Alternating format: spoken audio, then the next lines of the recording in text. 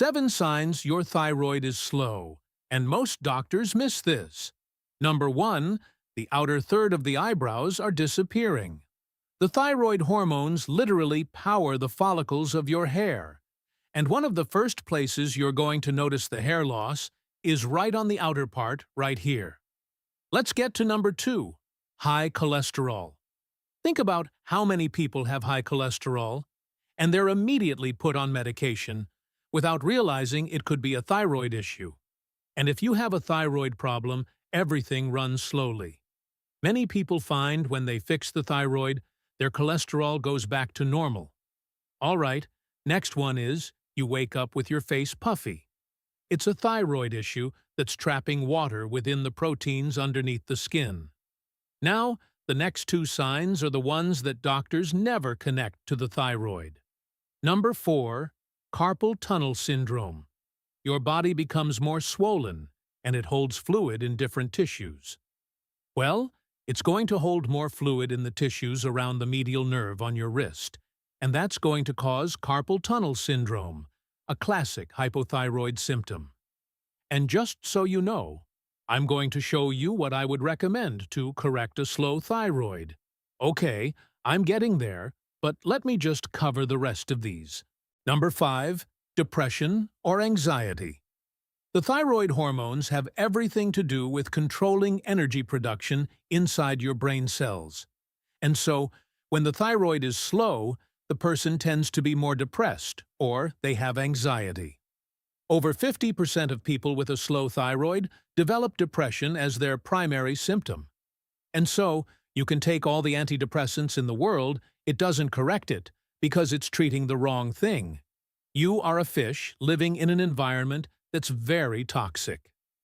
Welcome to planet Earth, where everything around us is engineered for dependency or addiction. From the screens that we watch to the food that we eat, I developed a program that works in the exact opposite. It focuses in on your environment, the water in the tank, not the fish. Because if we can change your environment and make the good habits easier and the bad habits more difficult, then you don't have to rely on willpower or discipline, because focusing in on the environment first allows you to focus on the real problem. Click the link down below, take the quiz, and find out the key changes in the exact environment to make a huge difference in your health. All right, number 6 is headaches or migraines. A slow thyroid really can lock up your muscles, especially in the back part of the neck, which then create tension headaches and even migraines. And number 7 is cold. I want to talk about the temperature test that you can easily do in the morning to rule out a slow thyroid. When I was in practice, I had this patient come in. She was about 42 years old. She had high cholesterol, carpal tunnel syndrome. She was on antidepressants for 2 years. And the big clue was, she was not only freezing all the time, but she kept gaining weight no matter what she did. She suspected the thyroid, so she went to the doctor. The doctor tested the thyroid. He said it was normal, so it must have been something else. So he gave her another prescription. She didn't take it. What I did is I did something that many doctors are not really aware of. I had her check her temperature, not in her mouth, but actually in her armpit every morning for 3 days. And so she came back, she showed me her temperature, and I averaged it out. It was 96.4 degrees. Now, a normal temperature should be 98.6. Hers was 96.4. So you just need a thermometer. They're like $3. And you want to hold this thermometer underneath your armpit for 10 minutes, okay? Each test that you do. And if your temperature is below 97.88 degrees or below 36.6 degrees Celsius, suspect a slow thyroid. One of the biggest ways they diagnose your thyroid is with this hormone right here called the thyroid-stimulating hormone. It's measuring what the pituitary is telling the thyroid to do. So you can think about the thyroid-stimulating hormone as kind of a thermostat on the wall, but the actual furnace in the basement is the thyroid that is controlling the temperature. 48.5% of the people tested with a subclinical low thyroid they were diagnosed incorrectly. And they also found 31.2% that were diagnosed with slightly elevated thyroid hormones were found normal. And I'll tell you, out of all the things that you could do to a patient, the worst is misdiagnosing them because here they are prescribing medication when they really don't need it. Typically, the thyroid hormone is between 0.5 and 4.5. But if you're like over 60, it can actually go much higher. If you're female, it can go higher. If you're white versus black, it can be a little bit higher. So, a lot of people ask me, what supplements do I recommend? Now, of course, I'm not biased with my own high-quality supplement line, but if you look for high-quality supplements, you'll find more information. So now the question is, what do you do if you have a slow thyroid? Let's get to that next. So, if you're ever going to test the thyroid, make sure you get a complete thyroid panel. Yes, you can check thyroid-stimulating hormone, but don't just go by that. Also, look at free T4, free T3. And by the way, T4 is the inactive thyroid hormone. T3 is the active form of the thyroid hormone, and it has to be converted. Many people just can't convert T4 to T3. 90% of the time with a hypothyroid condition, you will have thyroid antibodies. These are immune cells that are attacking your own thyroid, okay? Over 90% of the time, this is going to show up. And if this does show up, you have Hashimoto's. If you don't have these antibodies, and you just have, hypothyroidism, then the protocol is going to be a little bit different. So, let's start with the most common Hashimoto's. The trace mineral that I would highly recommend is going to be selenium. Selenium has been found to decrease these antibodies, also help you convert T4 to T3.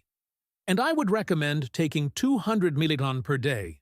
I'm also going to recommend vitamin D3. I would recommend at least 30,000 IU per day. Why? Because vitamin D is one of the most powerful things to help with an autoimmune case.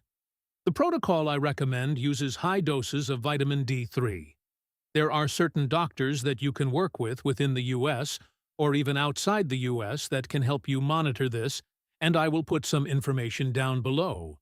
Of course, also when you take vitamin D, you might want to take the cofactors as well. And that would be zinc, K2, and magnesium.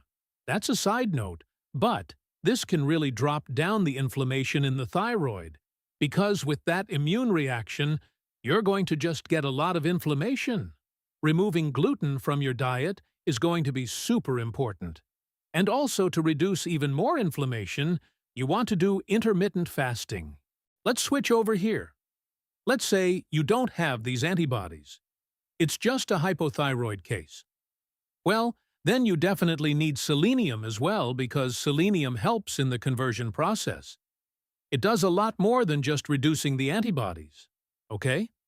Also, iodine. But don't take too much iodine because that can aggravate it.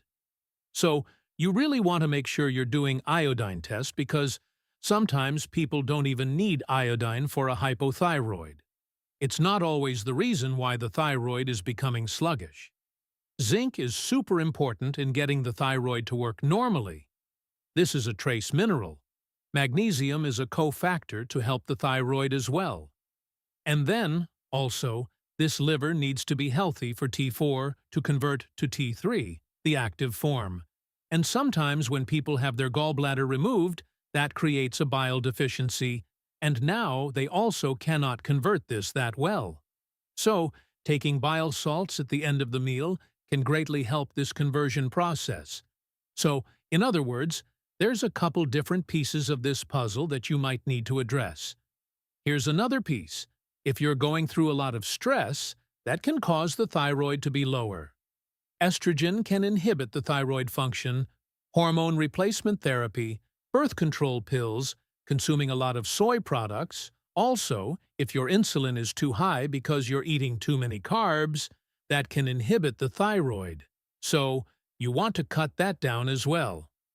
Anyway, I wanted to do this quick video to give you the basics on these key factors to identify if you have a thyroid problem. If you want more details on the thyroid, I created an even more in-depth video right here. Check it out.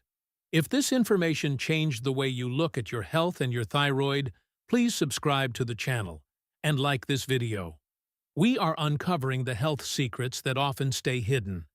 Let's build a healthier future together. Our next deep dive into wellness will be opening soon.